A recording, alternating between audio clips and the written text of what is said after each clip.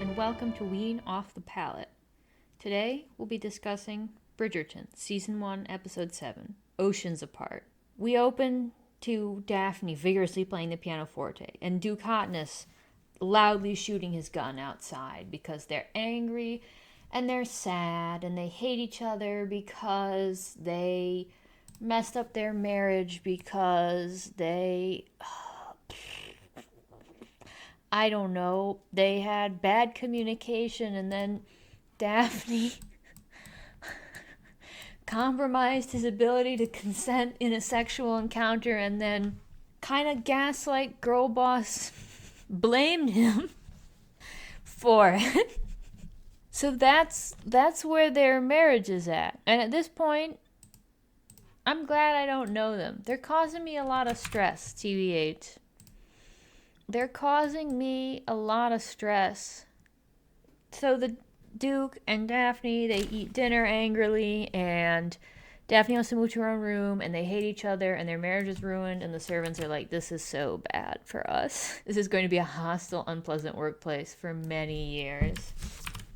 And then Lady Whistledown's broadsheet arrives, and it reveals to them the drama that ended last episode about, oh my god, Colin was going to get married to Marina, but it turned out Marina was pregnant all along. Daphne wants to leave for London right away, and the Duke of Hotness insists on coming with her because he needs to verify if she is pregnant also after her, her objection to his semen retention routine. Back in London, Marina's secret is the talk of the town. Lady Bridgerton is actively avoiding Lady Featherington. Eloise is trying to put off her debut, using this as an excuse, and also intensifying her search for Lady Whistledown, because Eloise, rightly, is one of the few medium sane characters on this show, recognizes that what Lady Whistledown did last episode was insanely fucked up and has ruined Marina's life forever. Her life is ruined forever to the point of its being nigh unlivable. Lady Featherington seeks a place for Marina at a home for unwed mothers, but the unwed mothers just want money from the Featheringtons. I realize that if I'm putting the characters in dresses, I don't really need to draw legs on them, so don't worry, this isn't actually how the character's body is shaped. I'm not drawing Ursula from The Little Mermaid. Lady Bridgerton and Anthony forbid Colin from going to see Marina because he's like, I'm sure she could explain. And they're like, she could not explain. There is no explain. Daphne arrives to say, oh, I'm here. I'll make it all better because people will be so distracted by my and Duke Hotness's return that they will forget about their love of scandal regarding Colin and Marina. Daphne gives Colin a vigorous talking to, but Colin loves Marina, and he notices that Daphne's edgy and cynical now. So to throw him off the scent of her ruining her own marriage by molesting her own husband, Daphne offers to help make Colin a meeting with Marina. Meanwhile, the Duke of Hotness boxes angry with his buddy now that he's back in town. And then when he comes home that evening, Daphne asks him about the possibility of they're going together to the Queen's luncheon to distract everybody from her brother's disgrace. She accuses him of being out hooking up with ladies, accusing him of infidelity. And he's like, wow, okay, we're already at this point in our marriage. And for some reason, that makes them horny, that conversation. And they start sexing it up on the stairs, and he gives her a quite vigorous slurp, which put me in mind of the fact that they wouldn't even have to stop having sexual relations if they talked about how he doesn't want to have children. There are many ways you can enjoy time with an intimate partner or partner that do not include the risk of pregnancy. It doesn't necessarily have to be on the stairs of your house when a bunch of other people work there, but that's their prerogative. Once Daphne tries to parlay that slurp into some PIV intercourse, the Duke of Hotness is like, no, thank you. Which is, again, fair. his prerogative again. But it makes them both really upset, and the Duke threatens to leave her and have them conduct separate lives if it turns out she's not pregnant after this first ill-fated nutting relation that they had last episode. Next day, Daphne and Colin go to see Marina. Marina is completely upfront with Colin and says, "You were a nice guy. I needed a husband. I made it happen." Colin gets really upset that she wasn't actually in love with him and says, "If you had just told me the truth, I would have married you anyway. That was how in love I was with you," which is like, okay, whatever, buddy. I'll believe it when I see it. Then they go to the Queen's garden party, and all the Bridgertons and the Duke of Hotness are there, and Duke of Hotness and Daphne are faking being in love for the benefit of all their weird old aunts and things, and the Queen comes over and very invasively asks them if they're pregnant yet, and she wants to see a baby from them, and I've had just about enough of her, honestly. She is weird and nasty and invasive and unpleasant and manipulative and not a character who I enjoy. She is unpleasant. She is a weird person. And the way that she governs is freaky, and the way she relates to other people is freaky, and I don't care for her. I don't care for this queen. If we were playing for the queen right now and you asked me, the queen is attacked, do you defend her? I would, like every other time that I played, because I have maybe some issues with authority, said no. Get her ass. Bridgerton runs into his artist buddy and his wife, who have the open marriage and the homosexual tendencies, and they invite him over again, but he's having a little bit of episode of homosexual concern, and so he's like, maybe some other time. And so I guess that's the end of #ally Bridgerton. Now he's #homophobic Bridgerton. The Queen demands to see Eloise about the investigation into Lady Whistledown, and she's disappointed by the lack of news. Lady Danbury commends Daphne on the idea to distract everyone from Colin's disgrace by having her and the Duke of Hotness come back from the country, and agrees that it does seem to be working. Lady Danbury also invites Daphne to a special party for married ladies that she has, and it's only married ladies. I didn't really decide where I was going to put her face, so that may shake out in a bit. Then the Featheringtons show up, Lady Featherington and Penis and Slenderman and Penelope, and Eloise takes Penelope aside and once again condemns Lady Whistledown for her bullshit behavior, which I agree, Eloise is right about that. Lady Featherington tries to throw Marina under the bus to Lady Bridgerton, but Lady Bridgerton pretty much just cuts her completely, which is within her rights. The Featheringtons are thrown out of the party. Daphne has a little bit of an episode about all this time that she's having to pretend to be in love with the Duke of Hotness when they hate each other right now. And she goes off alone, and her mom catches her there and is like, "Daphne, you can talk to me about anything." And Daphne, to her credit, says, "Okay, Mom, let's talk about the awful sex ed that you gave me and how it has messed up my life pretty severely." And she's like, blah, the way your mom would be when you talk to her about something she'd done to fuck up your life. And Lady Danbury catches them and sees how embarrassing this is for Lady Bridgerton.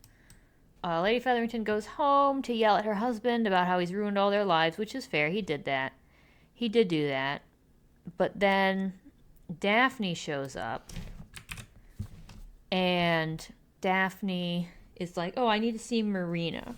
And Marina explains her whole story to Daphne, and Daphne promises to help find Marina's ex-boyfriend by writing to the general or something like that. And then perhaps he'll come and claim the baby and Marina, and so they won't have to go to the poorhouse. Lord Featherington goes to see Duke of Hotness's boxer friend and tries to convince him to throw his next fight. He objects. Lord Featherington says some things that are kind of disrespectful about the boxer friend's father and his journey to garner respect and get his freedom, and that made me really worried that, I don't know, do you think the boxer friend's dad was a slave or a conscript or what? This is the problem with this incoherent world, is that I don't know if it's meaningful or not that the Duke of Hotness's boxer friend is black. I don't know if it's meaningful or not that the Duke of Hotness's boxer friend is working class.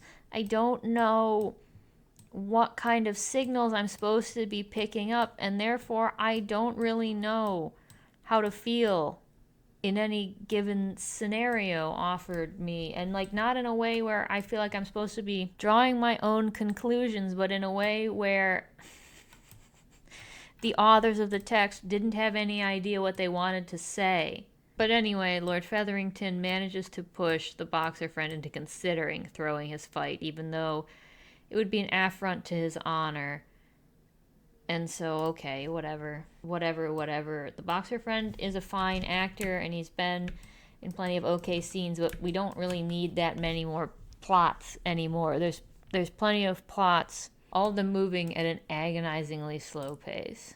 Yeah, I keep doing weirder and weirder things with her hair. Don't concern yourself. All things have a purpose in time. Daphne is now the hottest commodity socially, and she's not sure if she's going to have the strength to go to the ball that Lady Danbury is having. But when she finds out that the wife of the general who commands Marina's ex is going to be there, and so it might be her chance to get connected with those people, she bravely soldiers on to attend the ball. And she's glad in the end that she went to Lady Danbury's party, because it's very girl boss, slay, core. All of the ladies, the married ladies, are having girls' night, and they are playing cards, and there's music, and they're dressed up. And I know I'm using a misogynist voice now, but it's whatever. It's girls' night. It's girl boss. It's slay.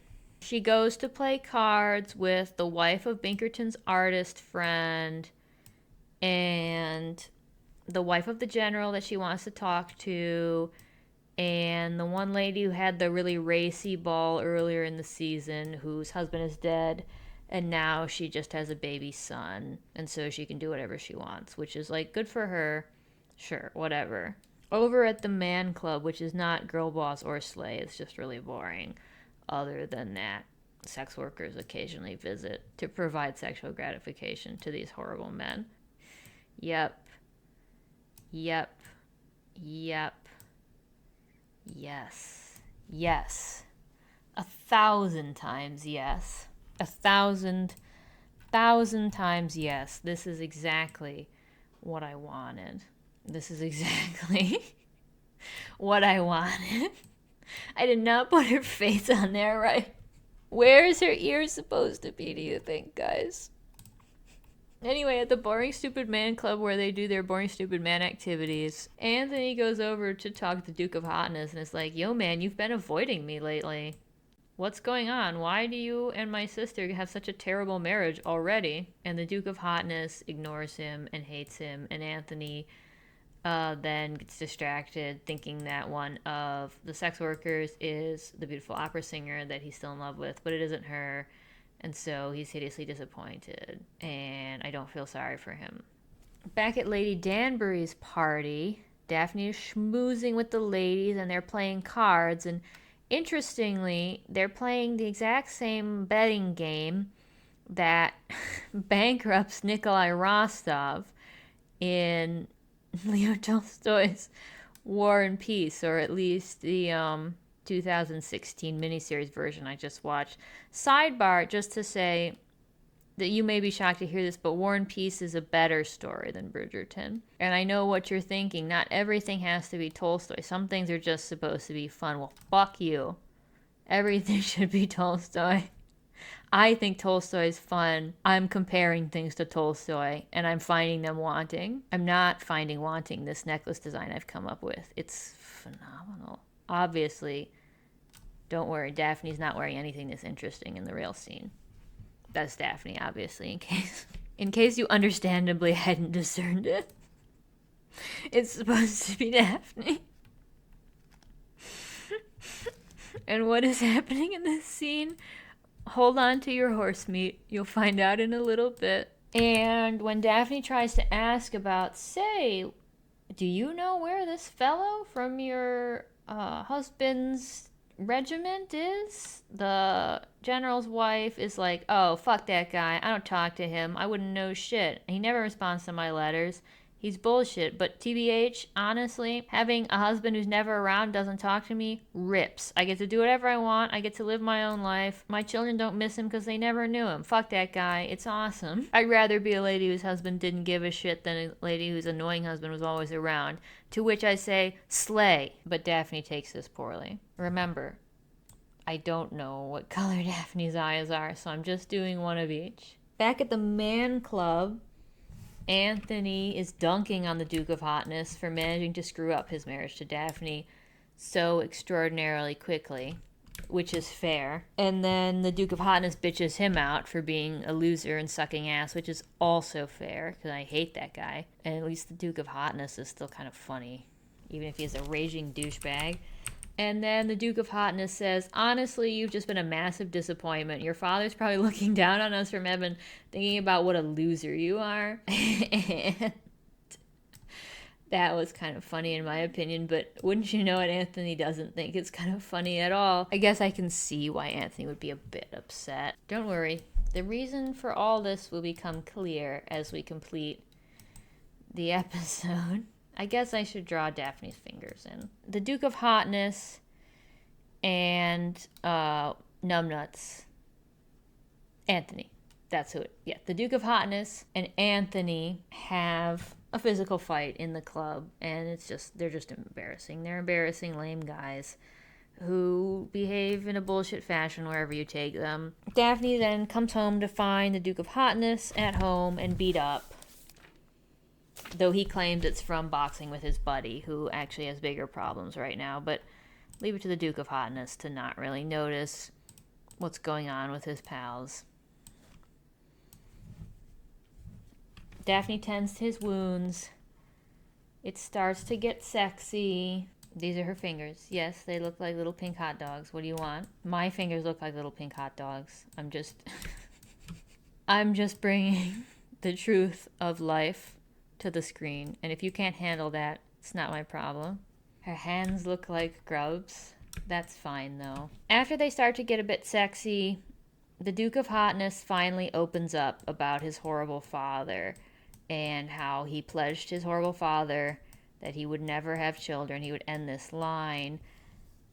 And you'll never guess it, but Daphne is neither sympathetic nor understanding. And where minutes ago she was like, oh, why won't you open up to me? Now she's just castigating him for taking more seriously something that happened with his family privately and personally many years ago, taking it more seriously than their marriage, a marriage that he had to her, a person he met a couple of months ago and mainly seemed to have a significant sexual attraction to. And how dare he prioritize feelings that he has over a long and difficult and exceedingly complicated relationship with his abusive father versus the feelings that he's supposed to be having about their relationship. Maybe I'm not being fair to Daphne here, but she doesn't come off great in my opinion in this scene. There are many times I haven't come off great either. So again,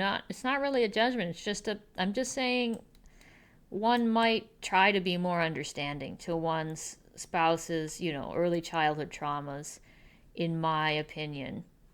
I know what you're thinking. This isn't relevant, but this is actually so relevant, and you're going to understand why in a second. Next day, Daphne writes the general about the search for Marina's boyfriend, what happened with him. The boxer friend ponders Lord Featherington's offer. Queen is enraged by how there's been no drama in the latest episode of Lady Featherington's report. As you know how addicted the Queen is to drama, how important it is to her conducting her daily life, because she is like a person who's perpetually the age of 14 forever, except in the body of someone who has hereditary control over an entire expansive nation. I'm tired of her, and I'm tired of this show. Eloise and Penelope are speculating on Lady Whistledown's identity. Think it might be a tradesperson, someone who has a lot of contact with the upper classes but isn't necessarily a member, but also isn't a servant who would be too busy to write down all the stupid shit that the rich people are up to anyway. Marina is giving up hope on ever being rescued from her fate, and Anthony and Colin reconcile, and Anthony apologizes for bullying him, and everyone decides to go to a big concert that the Queen's going to be at. At the concert, Bridgerton talks to his artist friend about, how does your open marriage work? And he gets schooled on the existence of homophobia. We gotta sit our straight asses down and listen, Bridgerton. The Queen is so disappointed by Eloise's lack of progress on the Lady Whistledown front that she reveals that she's hired professional investigators to look into it, and she fires Eloise from the investigation. Eloise is so depressed by this that she wants to leave. Luckily, Bridgerton, who's been given a lot to think about, is also now leaving because he realized he has to live a counterculture lifestyle if he wants to be part of the counterculture. And on the way to dropping Eloise off at home, he goes to pick up the hot dressmaker who he had sex with at his artist buddy's party. And during their conversation, Eloise begins to think it's the hot dressmaker who's Lady Whistledown, which I guess could be true. I guess that's fine. I don't really care who Lady Whistledown is. Lady Whistledown is just a plot device who isn't a very nice person, and so she's not really interesting on several fronts.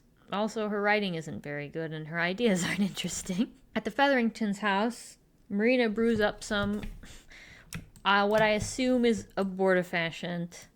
Maybe she's just trying to commit suicide. Either way, she's putting a bunch of weird ingredients into a tea and drinking it, and then when Penelope comes to try and reconcile with her, she finds Marina unconscious upon the ground, although not with nearly enough blood.